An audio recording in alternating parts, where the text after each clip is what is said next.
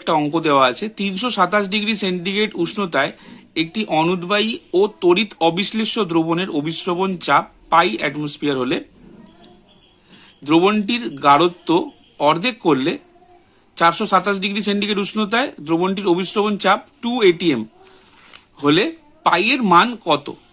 তাহলে এই ক্ষেত্রে আমাকে একটু ফর্মুলাটা মনে করে নিতে হবে। ফর্মুলাটা কি ছিল? ফর্মুলা ছিল হচ্ছে পাই ইকুয়ালস টু CRT। তাহলে এইখানে দুবার লিখতে হবে জিনিসটা, মানে নিজেদের বোঝার মতো করে লিখলেই হবে।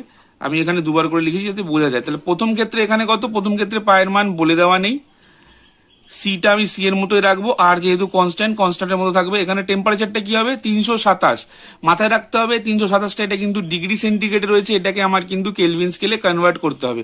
তাহলে কেলভিন স্কেলে কনভার্ট করতে গেলে তাহলে এখানে এটা কত হবে? এটা হবে 600। 273 দিয়ে যোগ করলে এটা কত পাবো আমি?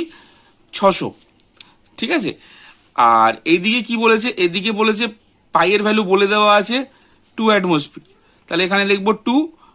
সি বলেছে, সিটা কি হয়ে যাবে? গাঢ়ত্ব অর্ধেক হয়ে যাবে, তার মানে সি যেটা ছিল সেটা হয়ে যাবে C/2। আর আর এখানে কনস্ট্যান্ট, আর কে আমি আর এর মতোই রাখবো। টেম্পারেচারটা কত হবে? দেখো টেম্পারেচারটা হবে 427 ডিগ্রি সেন্টিগ্রেড। তাহলে এখানে 427 ডিগ্রি সেন্টিগ্রেড যদি আমি কেলভিনে করি এটা হয়ে যাবে 700।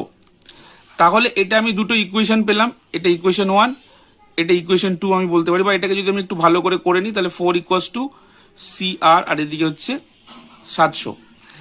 এইবার এইখানে আমি দুটোকে আমি কি করব? ডিভাইড করব। এটাকে যদি আমি 1 দিই আর এটাকে যদি 2 নম্বর নাম দিই তাহলে 1/2, 1/2।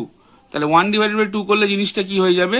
তাহলে এখানে হবে দেখো π/4 ইকুয়ালস টু, মানে এই দিকেরটা ডিভাইডেড বাই এদিকেরটা আর এদিকেরটা ডিভাইডেড বাই এদিকেরটা।